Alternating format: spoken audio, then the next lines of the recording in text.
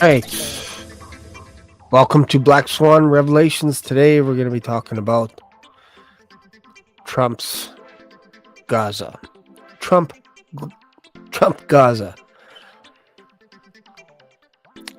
What are your guys' thoughts right out of the gate? Do you think this is going to happen this year? Do you think the United States of America is going to plant their flag in Israel and level the place? That's what we're going to be talking about today. So welcome to my channel. If this is your first time here, we talk about potential Black Swan events, we talk about end times, we talk about the book of Revelation, we talk about Israel, and then from time to time I do a deep dive on the Bible itself. And lately I've been doing a really deep dive on the tribe of Dan, mainly because I cannot find the tribe of Dan in the book of Revelation. You see 144,000 sealed, but there ain't no Danites and there ain't no Ephraimites. They are gone. So if you want to participate or if you want to listen in on this little study, it's modeled basically after Dan Carlin's Hardcore History. I found that there's too many commentaries of people on history, perhaps Bible, and they would come at it from an angle of almost a starchy type of Christianity. Almost like when they're flipping through the Bible, they're like, oh, heavens, I can't believe that's in the Bible. And they quickly flip over and go to Ruth, or they'll go over to Acts, and then they'll skip over all the hardcore stuff in the Old Testament, and they're just shaking their head. They're like, I can't believe that the Bible is about humans. It's shocking to me. I just, ew. And this is how we approach the Bible. It's weird. And I think the problem comes from devotions where they say you have to apply everything to your life today from the Bible. That's how you should read it. So if you see King David lopping off the head of Goliath, you got to somehow spiritualize that, and you got to make it applicable today. Otherwise, you didn't really have a good devotion. So then you're forced to look at the head of Goliath dripping in the throne room of Saul and going, what do I do with this? I don't understand. Like, this is horrifying. I don't know how to apply it. Do I apply it to my life? Like, there's giants in my life and I got to swipe their head. Like, yuck. This is how we approach history. It's weird. We don't do that with anything else in life. You see people reading Harry Potter, Lord of the Rings. They just read the book. They don't read one sentence, meditate on it all day. What did Gollum really mean when he said, precious, precious? What did he really mean? They don't do that. Only we do that. We approach the Bible and we read one verse and we just sit there and we think about it and we go, what does that mean? Well, you won't know what it means unless you read the whole chapter. And you won't know what the chapter means unless you read the whole book. You won't know what the whole book means unless you read the whole Bible. There. I'm done my little monologue. People drive me crazy, though. You'll see someone read Harry Potter in one day. And you'll look at them and you'll go, wow, you're so learned, amazing. And then you'll go into the next coffee shop and somebody else will say, yeah, I read the Bible in a week. And you'll be like, oh, that's too fast. Slow down, bruh. What are you doing? Are you crazy? Why are you reading so fast? It's weird how we do this. It's crazy, man. All right, what's up, Enrique? We got Dapper Raptor. Love the channel name. I don't know if you have a YouTube channel, but I always comment on people's names, so I think they're pretty cool. I think that's a great channel name. Deidre's in the house. 33 Rapture. 33.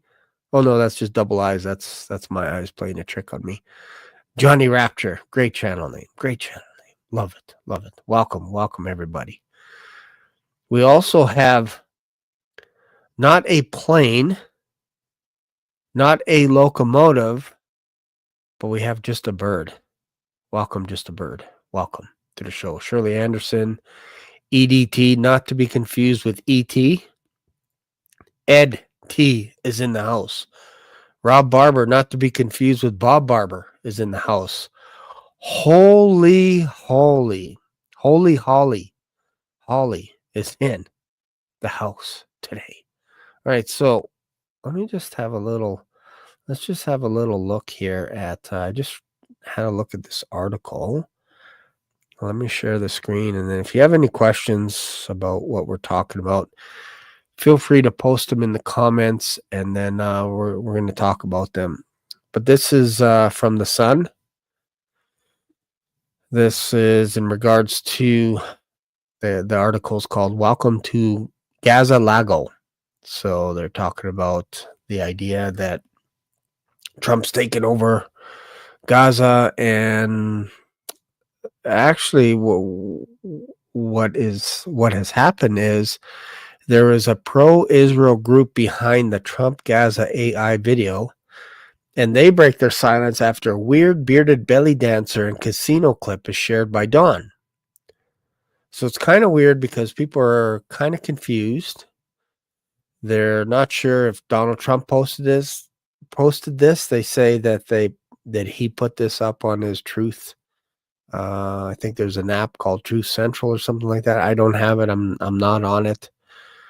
But this came up there, and here's a picture of Trump with Netanyahu sitting beside each other. Wouldn't it be funny if this was an actual picture of them and not just two guys with their faces rotoscoped over these images?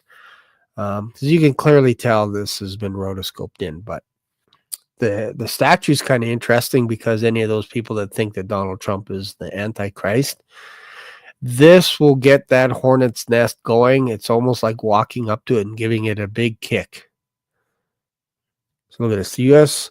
president posted a strange computer-generated vision of Gaza's future on Monday, which featured bearded dancers, Trump hotels, and himself holding hands and grinning with a half-naked belly dancer. So if you think Trump did this, I think you need to have your head examined if you think he did this, because the quality is not that good. And anybody could start generating AI videos nowadays. So unless you're saying that he's dancing with this belly dancer, unless you're saying these bearded, like this is obviously it's all fake, right? So don't get too excited. Don't get too crazy. Dancing ladies with thick beards are seen on the beach. And there's Trump again with Netanyahu. And then looks like the Gaza Lago resort already dropped its first official tourism video. And this is from the Nazi hunters. So it's fake. It's just some organization decided to do that. And then they're trying to get hype. And then, of course, all the news outlets across North America are going to say, this is what Trump's plans are. He's here to level this place, and he's here to build a resort just like this. Look at this. Look at this stuff. Look at this. Trump did not make this clip. Instead, it was posted on X on February 7th. It's funny we're hearing about it now, right? Could tell you something's going to happen in the next few days in Gaza. By an account named the Nazi Hunters, that gave all the media outlets enough time to edit their video, to create their stories, all this kind of stuff. Like, it's almost 3 weeks later. So that gives them enough time to write their next story, to gear this into the weekend.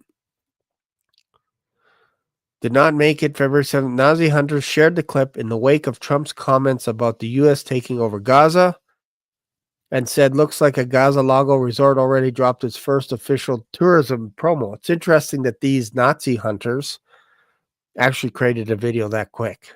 It's crazy. As soon as Trump said something, boom, they got a video ready to go.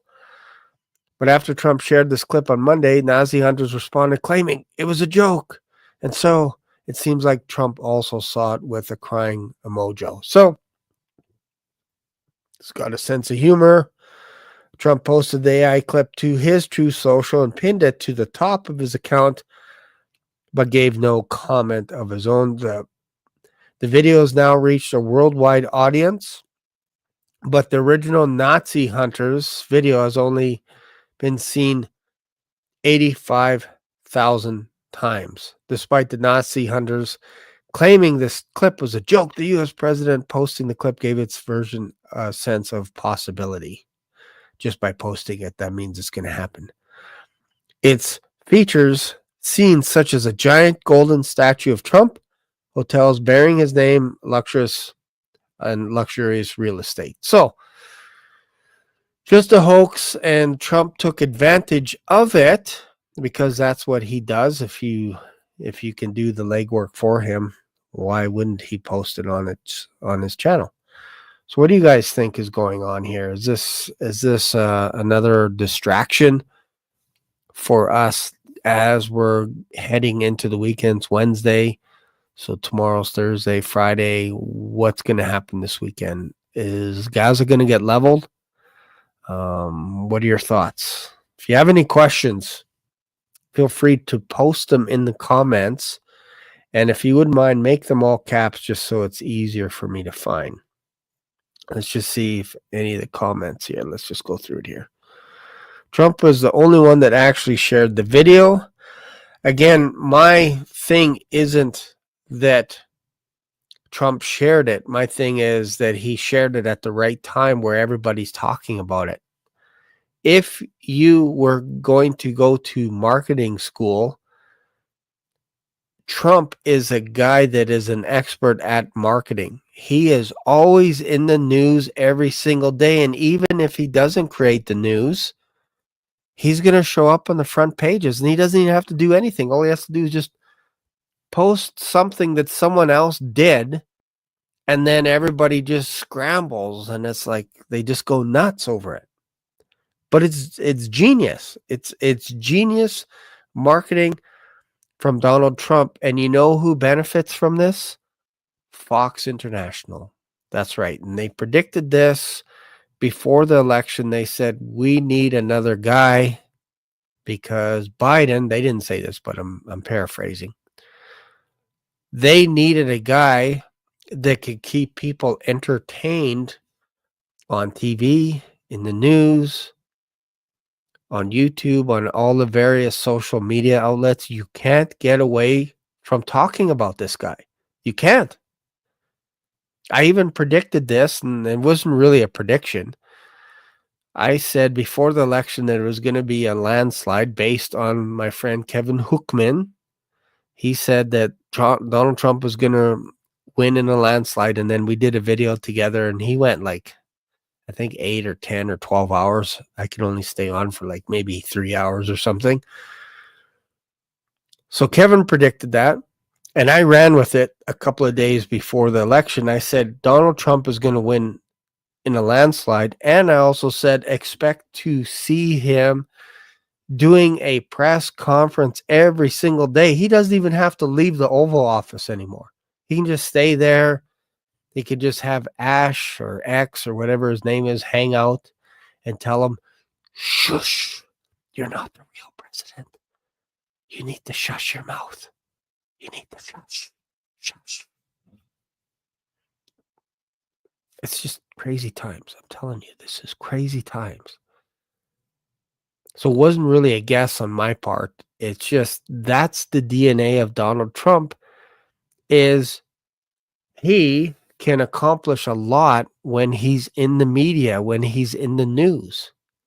He's at the top of the food chain. There's nobody better at marketing, at getting attention than Donald Trump. And that's exactly what he's doing right now because I'm making a video about it. That's how it works. Look at Josiah's comment. Okay, I'm going to look through it. Here we go. Yes, I am. Shirley, yes, I am. Was that the comment? Let me look at another comment here.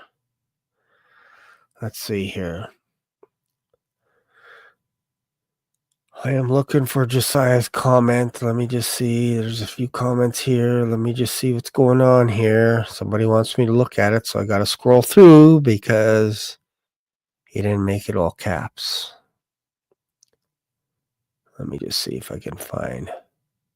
Can you just redo the question perhaps? And then I can put it up here. Okay, here it is. Here it is. Here we go. Hey, Shane, I'm 20 years old. I backslide for years, and I'm finally coming back to the Lord. How do I give up my life for Christ? It's been on my mind, and I want to be a child of God. Okay, so you backslide. So when you say you backslide, I'll be honest with you. Most Christians have backslidden in their life. So once we put that on an equal basis, it sounds like you gave your heart to Christ, but then moved away from him in another direction. And now you've been thinking a lot more about Christ, whether because of all this crazy news, all this stuff that's going on around us. And this is what you say. How do I give up my life for Christ? It's been on my mind and I want to be a child of God. Well, it depends what you mean by giving up your life for Christ. Because And maybe I'll make another video about this separately, but you got to understand we are in a war right now. We are in a war of attrition. It's our flesh. When I say our flesh, I'm not talking about our hands or feet. Because if you're to cut off your hands thinking that that's going to solve your problem, or if you're going to gouge out your eyes because you think that's going to solve your lust problem, or if you think cutting off your feet, that'll stop you from going to the strip club or whatever it is, you're going to end up as little Stumpy.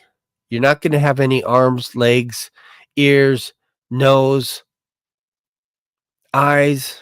Nothing will be left. You just be a little stump going, I cut everything off. I don't understand.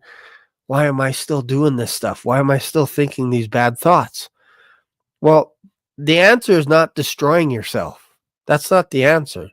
The answer is Romans 7, where Paul talks about there's two laws. There's the law of the spirit and there's the law of the flesh. The flesh is trying to take you out of this world. It wants to accuse you, condemn you, everything. And that falls in line with what Satan's trying to do. Satan's name means accuser. So your flesh is trying to take you out and trying to make you not feel good enough when it has absolutely nothing to do with you. That's your first mistake. As soon as you start thinking it's because of you that you can make yourself perfect, you're already losing the game. But once you understand that it was because of Christ that you're saved, because of what he did on the cross, he died on the cross, he nailed all of your iniquities to the cross, past, present, and future, that's done. Sin is done away with. Once you realize that, now you can understand, or at least begin to understand, who you are in Christ. And once you figure out your identity in Christ, now the jigsaw pieces start coming together. You have a seat in heavenly places right now. So you have to reconcile that we are joint heirs in Christ. And how do you do that? Well, you read Romans over and over again till your eyes bleed. And then you read the rest of the Bible. But I would start off in Romans.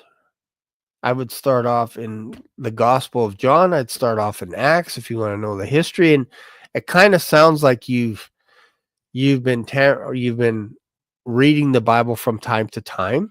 Maybe you got saved at the youth convention or something like that. I don't know.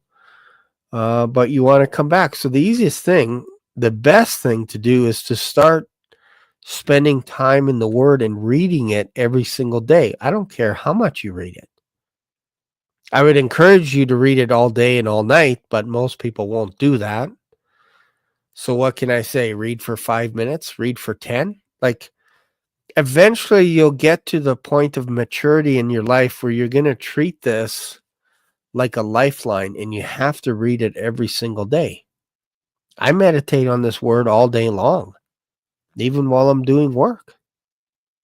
I'll have my devotion in the morning, and then when I'm sending emails out for work, I'll be thinking about what I read in the morning.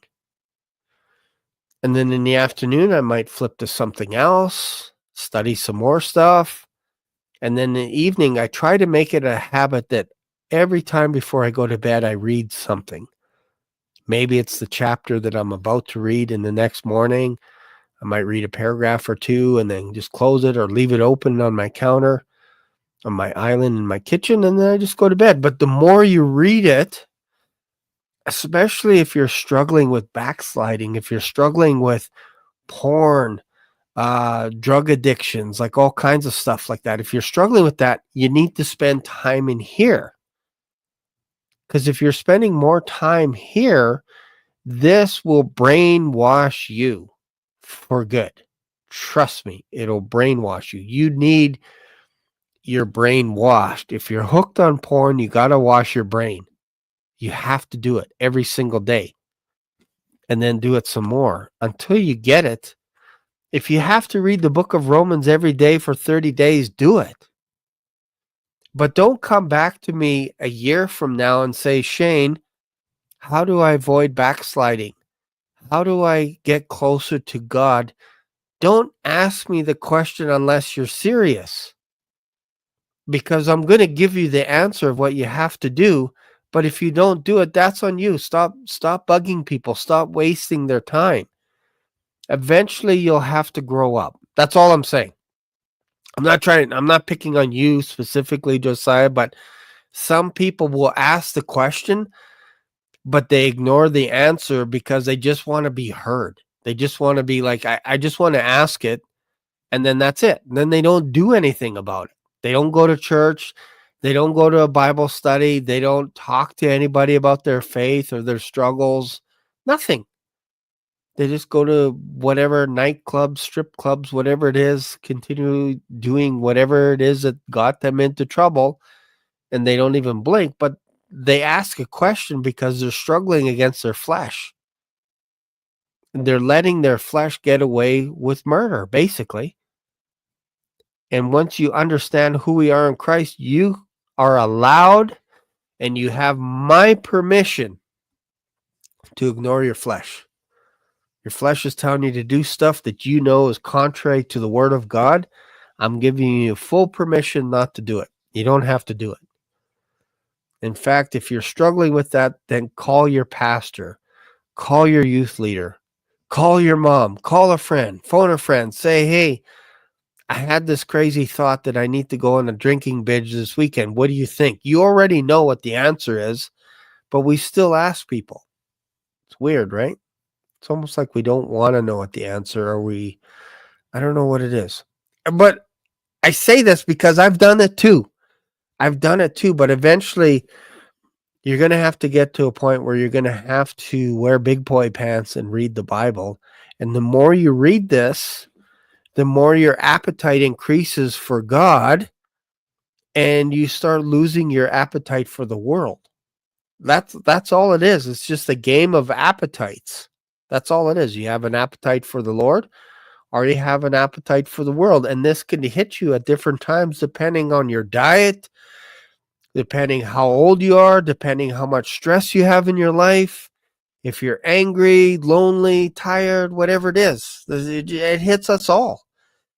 And I promise you, when you're going to get attacked the most is not going to be when you're in the trenches. It's not going to be when you're on your knees crying out to the Lord for mercy. That's not when you get attacked. You get attacked when you just got the biggest promotion. You get attacked after you come back from a conference that was so emotional. You got baptized and you prayed over with friends, and friends prayed over you, and you're the top of the world. That's not when you get attacked. You get attacked the next day after you're coming down from this mountain. So once you realize that, you can kind of give yourself a bit of a break, because you now know the enemy's tactics, and they're to try and take you out and distract you and make you feel bad all day long. There's my 2 cents. Hopefully it's worth something. Let's see here. This is a message from Lisa. Lisa, you're not alone. Read the Bible, talk to other Christians, listen to Christian music. That's a good one. I didn't mention that. That's a good one. Listen to good Christian music. What do I mean by good Christian music? Good Christian music with lyrics that are right out of the Bible, especially the Psalms. Sing hymns. Hymns are very powerful. Very powerful. Talk to God. Tell him your struggles.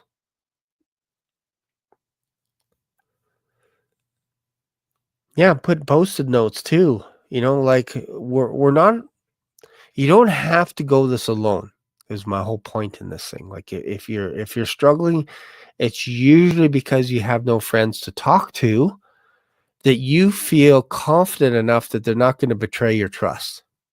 It's not that you don't have friends. You have friends, but some of them might be shallow. But you need to have friends that you know that you can call at 2:00 in the morning and pick you up from the bar. Those are good friends.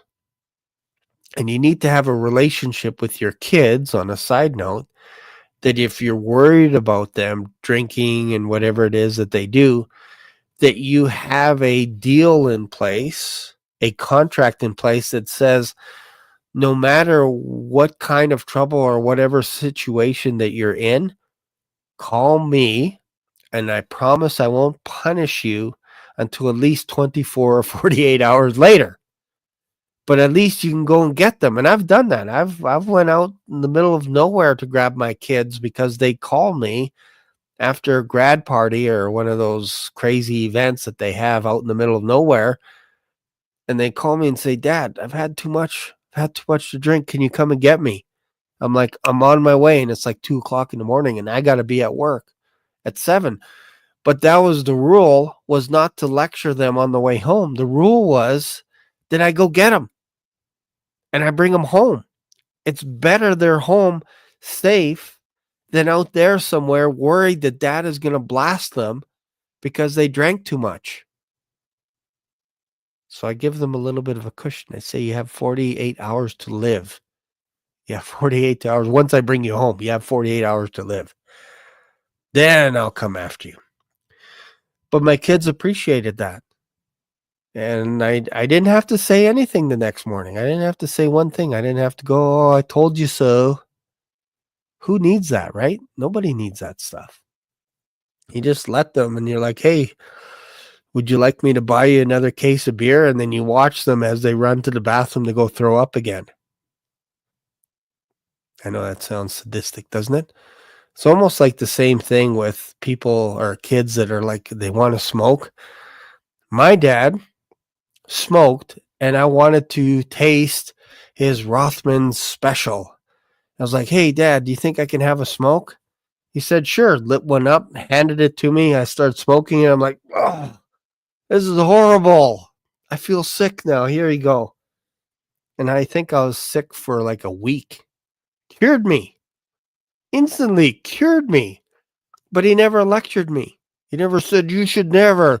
Don't look at these pack of smokes in my sleeve. Don't do that. Because that would whet my appetite. I'd be like, I want more. Instead, he's like, here, you want to go knock yourself out? Here's a pack of smokes. He didn't say that, but here's a cigarette. Light it up. I'll light it for you. Once you turn purple and blue and all this, it'd be like, do you want another one? How about a cigar? Would you like that? I'm like, no, I'm done. Thanks. Thank you. I'm good. I'm cured. I don't know if that's necessarily wisdom today, because today it's like, I think parenting styles is a little bit different today. A little bit different. But that was kind of the rule at home, is like, hey, if you screw up wherever you are and you feel like you're going to be in trouble, call me and I'll come and get you. I don't care who you're with. I promise I'll come and get you. We cannot conquer sin, which is why we are rescued in the first place. To love God is to know God. Romans 5, 3-5, Romans 8, 13. I've learned to continually every second seek after Christ. Yeah. And, and again, I think we have to appreciate the fact that Jesus Christ conquered sin for us on our behalf.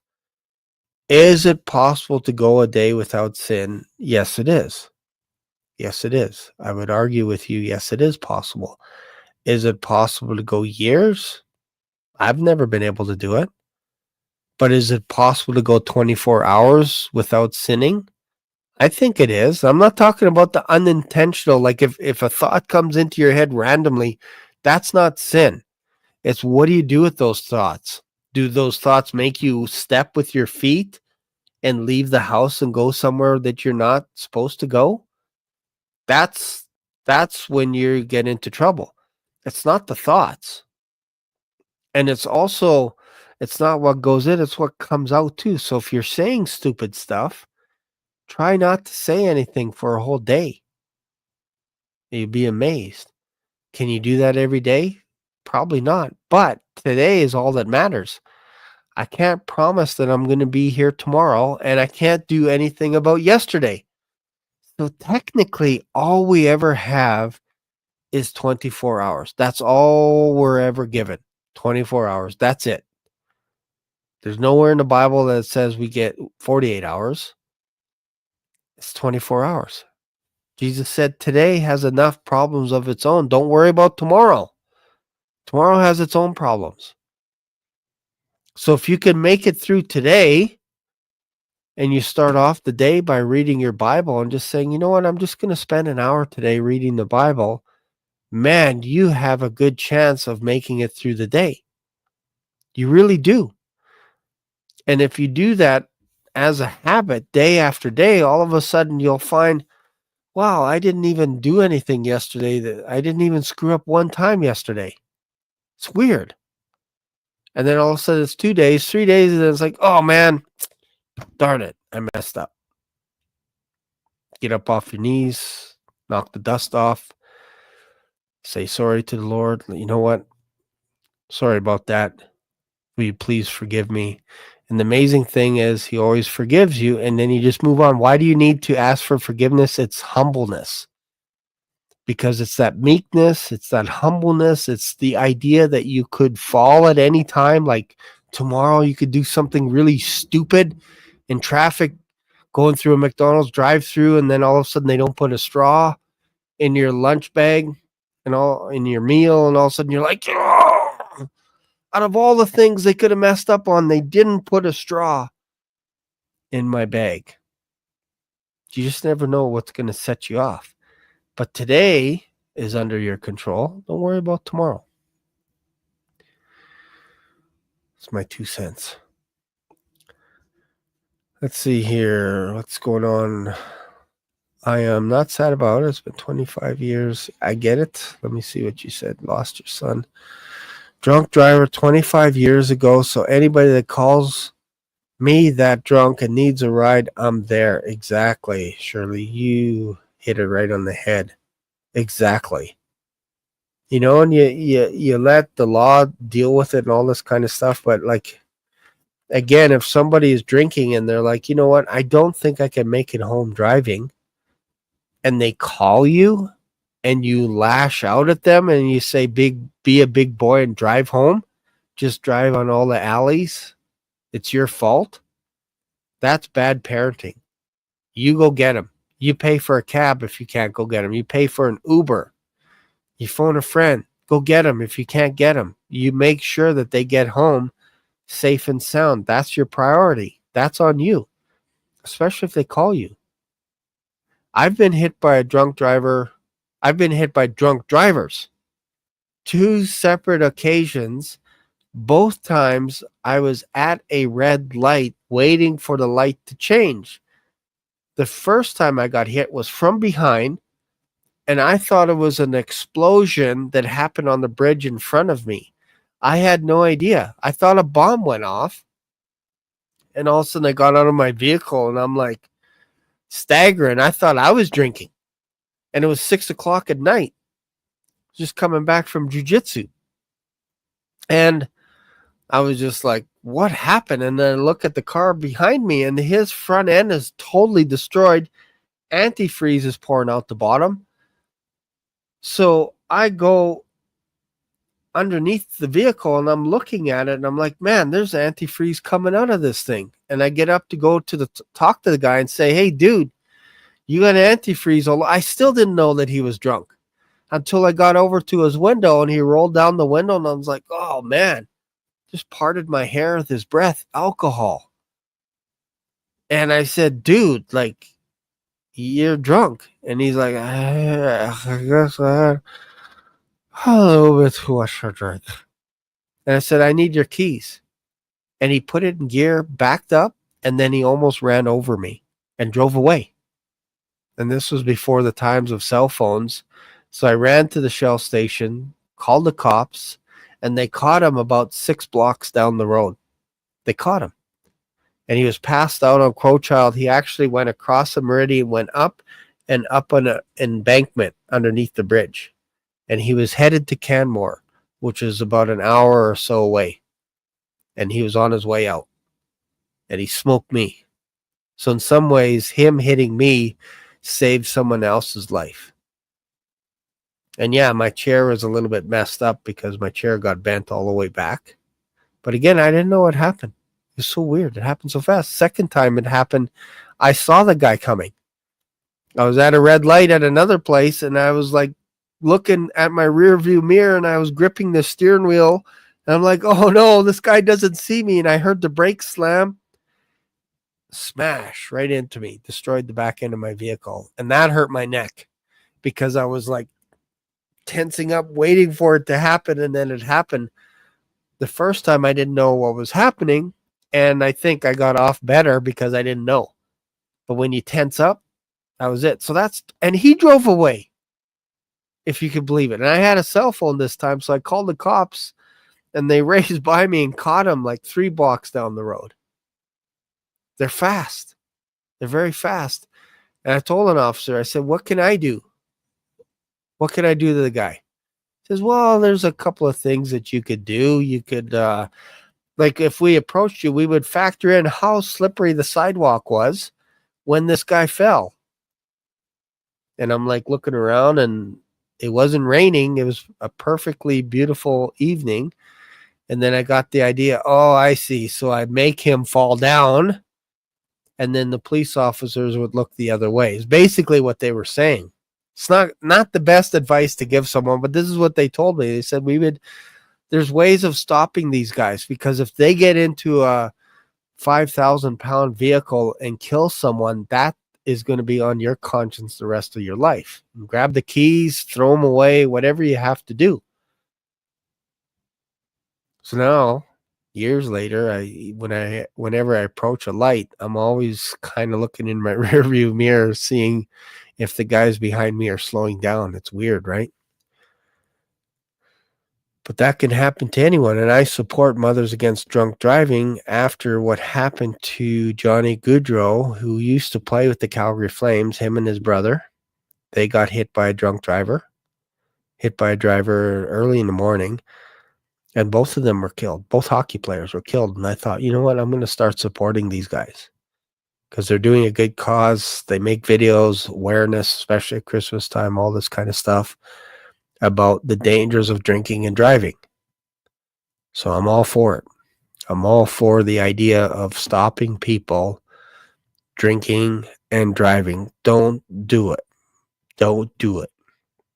I don't do it when I'm out, if I'm with friends, family, whatever. If I know I'm in a restaurant, I'm just going to have a Diet Pepsi. It's just way easier. Just way easier. You know, if you're at a wedding or whatever, you're at a hotel, whatever, it's just like, you know what?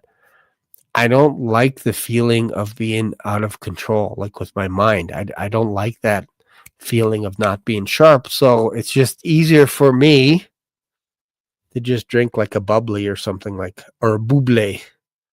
I don't know. I just find it easier. I don't mind hanging out with someone if they're having wine, coolers, beer, whatever it is at a restaurant. Doesn't faze me one bit. I'll just be like, I'll just get a Diet Coke or a Diet Pepsi and I'm good with it. I really am. I just, I'm tired of the idea that you can do something that's not in your control. I don't like that. I always like being in control of my mind. And for me personally, if I'm somewhere else, I don't want somebody to come up to me and think that I'm drinking. I don't like that. So I just, you know what? It's just way easier for me to just be like, you know what? Diet Coke is the way for me. And if I want to live a little, I'll make it just a Coca-Cola. No diet. Living on the edge. I get it. I'm living on the edge. All right, so let's see here. Man, we covered a lot of stuff, but we didn't talk about Gaza too much. But this is good. This is why we do these videos, because you never know what direction they're going to go. So let's see here. Let me see what else we have. This is from Kathy. I had a vision of a white horse with wings, 2020. So awesome. Sky across the road from my house. Maybe a horse. Your horse? That's funny. It's good. All right, let's see here. Autocorrect plus there is Joshua. I see my comments. Push the check mark. Okay, you guys are figuring something out here. All right. So yeah, so let me just go back to this. Let's see here. Let's see what some of the comments are in regards to the video.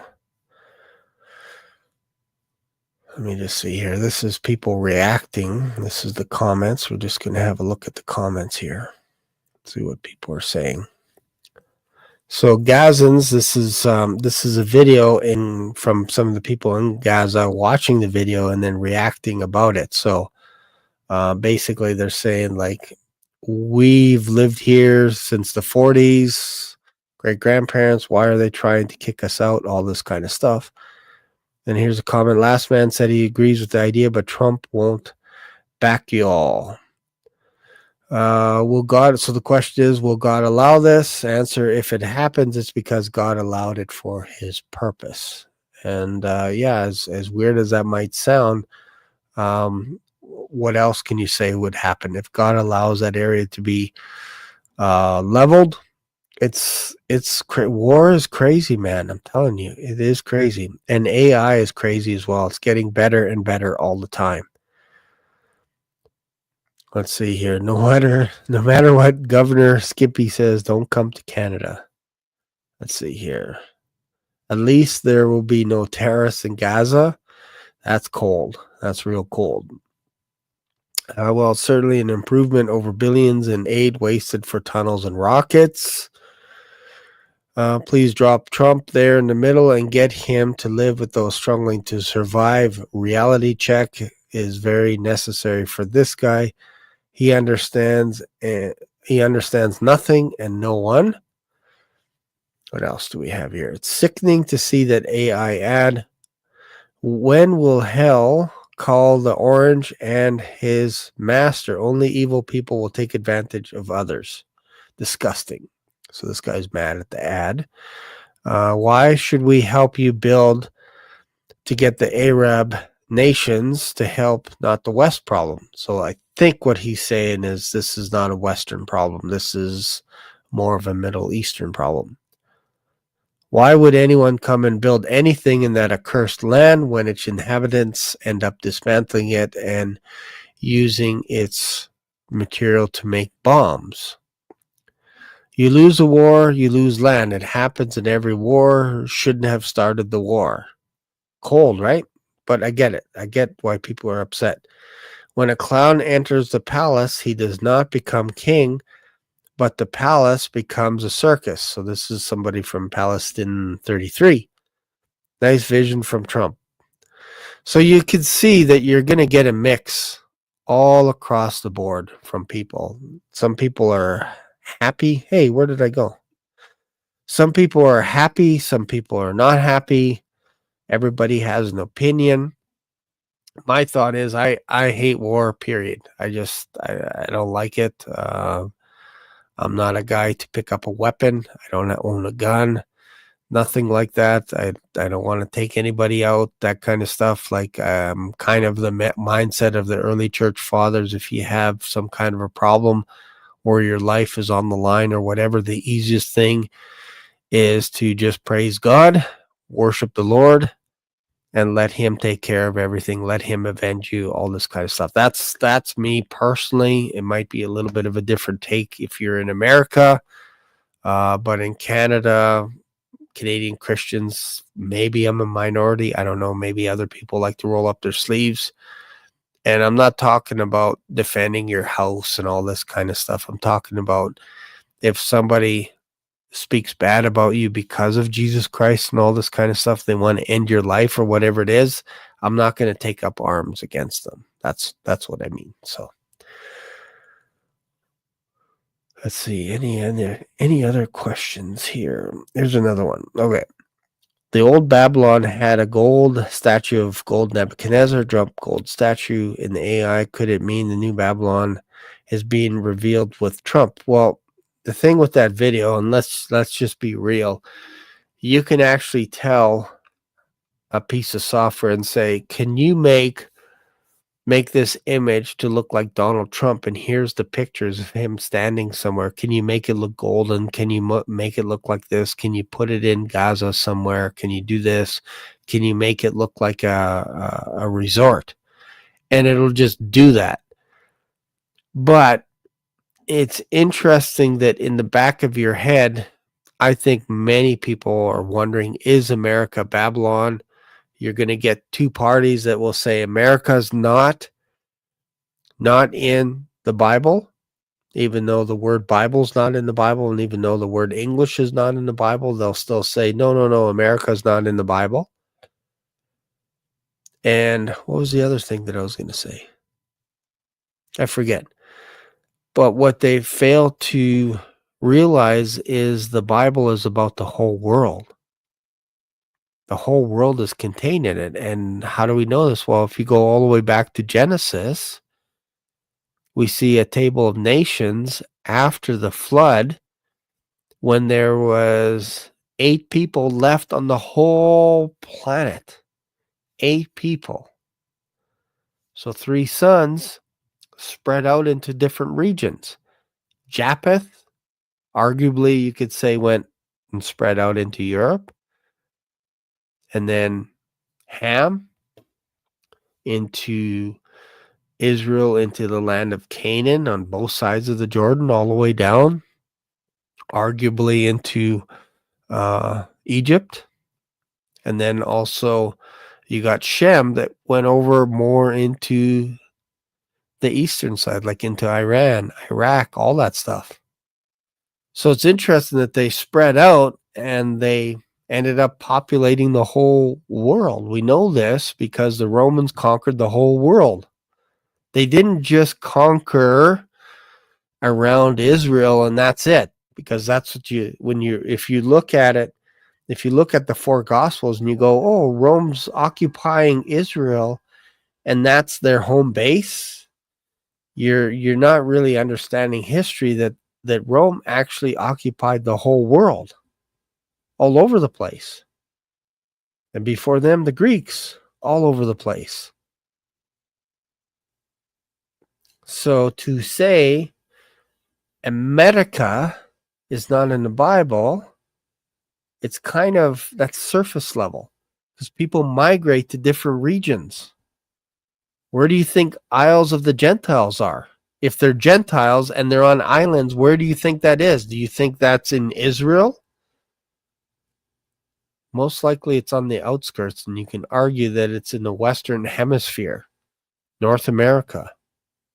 Lots of islands all there. Greenland, Hawaii on the other side, all kinds of stuff, all kinds of areas that have islands.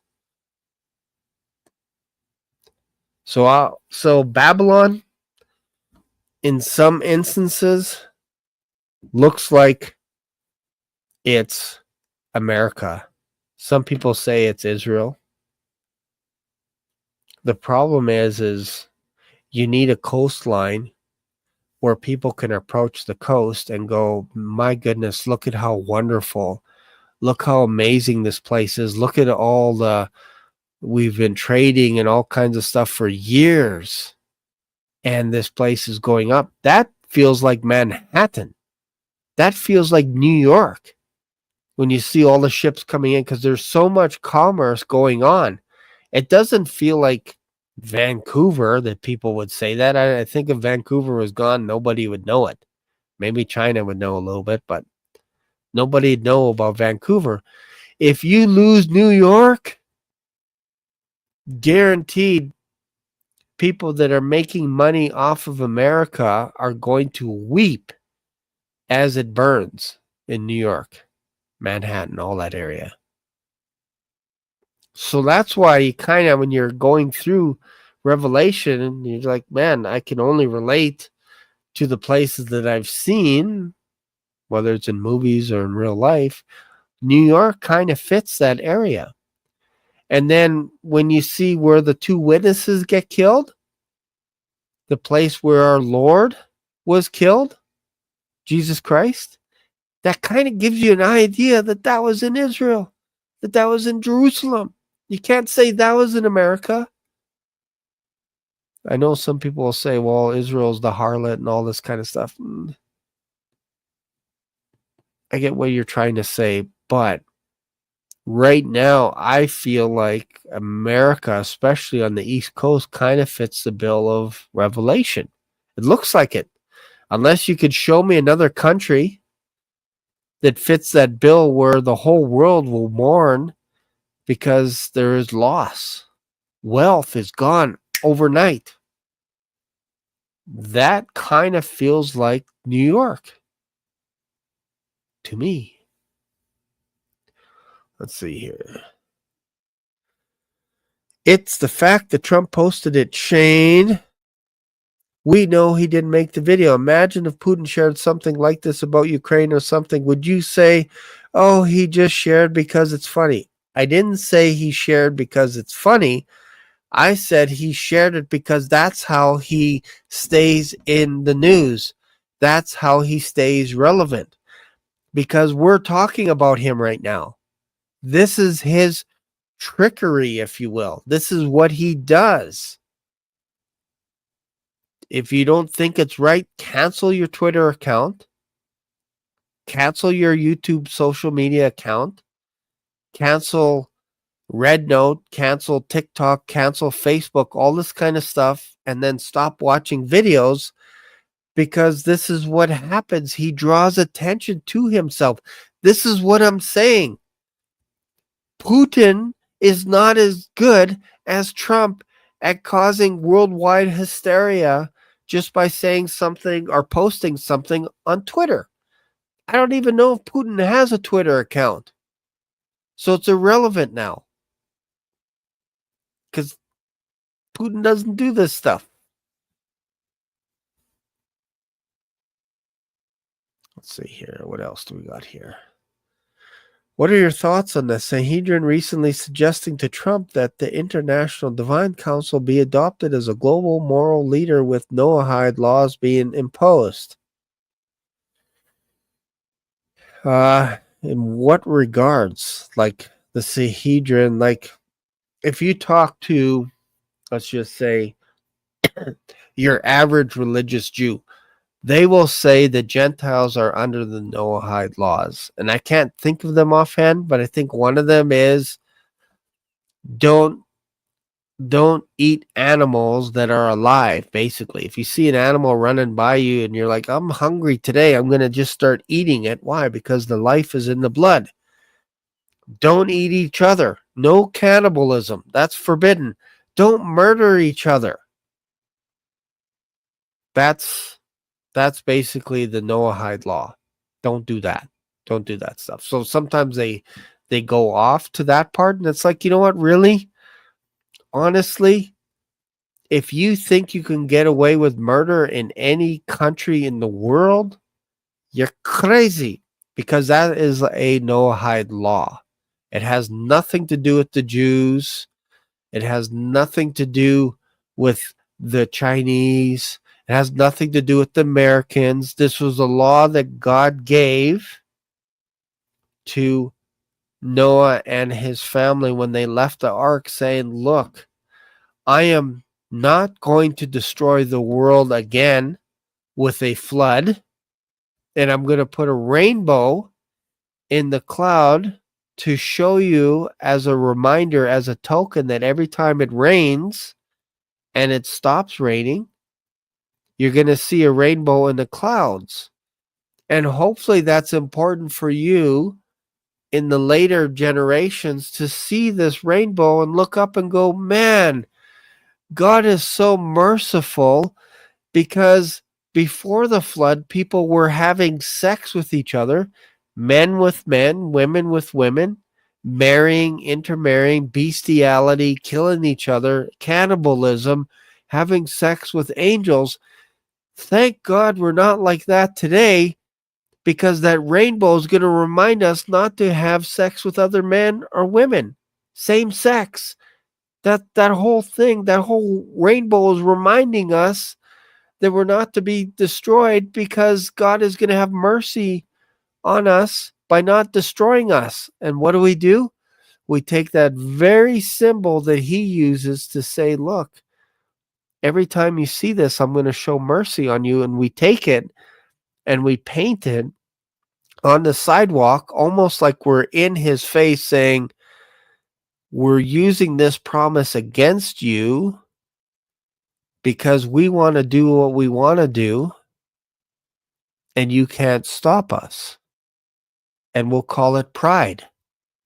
The biggest slap in the face, I think, is to take something that was to show us that he's not going to destroy the world again by a flood and to make a parade out of it yearly all over the world. I think that's the biggest slap in the face. But what people don't read is part 2 of that answer is to say, oh, but by the way, I will destroy the world by fire.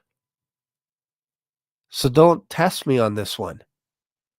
I will take revenge. They miss that part. They take the rainbow, they slap God in the face with it, and then they're surprised when things don't go their way.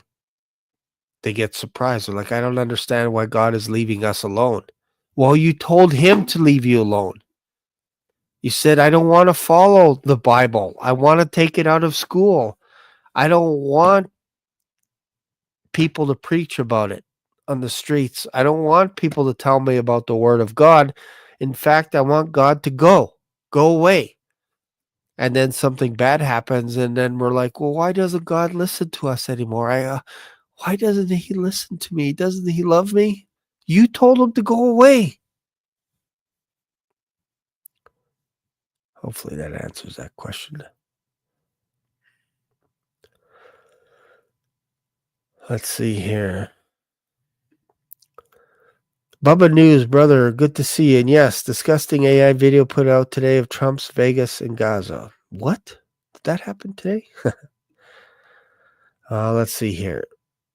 What else here? The old Babylon that God destroyed had all the abomination that God hated. It had all the wealth and everyone wanted to come to migrate there. Don't we see that in America today? Not just one city. That is a fair question, and I would surmise that it kind of looks that way. Like if you picture, let's just picture this. Picture a bottomless pit of demonic angels, fallen angels, being locked up in a pit for thousands of years because of something that they did a long time ago. We call this the flood. So say they did something in the flood. They produced Nephilim, and then they got locked up for that. And they get released into the world in the future. And because they have no concept of time, because they're in the bottomless pit, like I'm assuming there's no clocks. Let's just say they don't know when they are in the world. They get out and they start looking around for beacons to tell them that they're home. Where do you think they're going to look first? Chances are, if you're sacrificing your children to Moloch in the United States of America, if you have satanic organizations that worship the devil, and you have celebrities that worship the devil and sacrifice kids and all kinds of stuff, crazy stuff, I'm telling you, these beings from the bottomless pit will think America is like home. They'll be like, we're back. We made it back after thousands of years. Nothing has changed. It looks exactly how we left it. And that strangely mirrors what Jesus Christ said, that in the latter days, it will be like the days of Noah. And when you release these demonic spirits, they're going to be looking around going, wow, look at all the statues in America. Look at all their sports teams. They call themselves devils. They do all this. They have all kinds of crazy parties. They go nuts. They don't mind going naked in the streets. That's like home. I love this place. We're going to be celebrities here. When we show up, people are going to treat us like gods.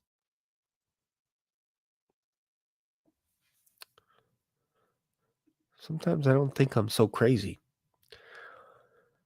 All right, that is it for today's video. I hope you got something out of it. Hope you enjoyed today's video. Appreciate you guys a lot. Thank you for hanging around with me with this crazy talk. But yeah, it feels like if the rapture doesn't happen tonight, it feels like it's closer. It's sooner than later. Like I can't see it going on for another 1,000 years. I just can't see that. 100 years? I'd be surprised if we're still here next year. I really would be. I really would be. All right. That's it for today's video. Love you guys a lot. I'll see you in another video. Bye for now.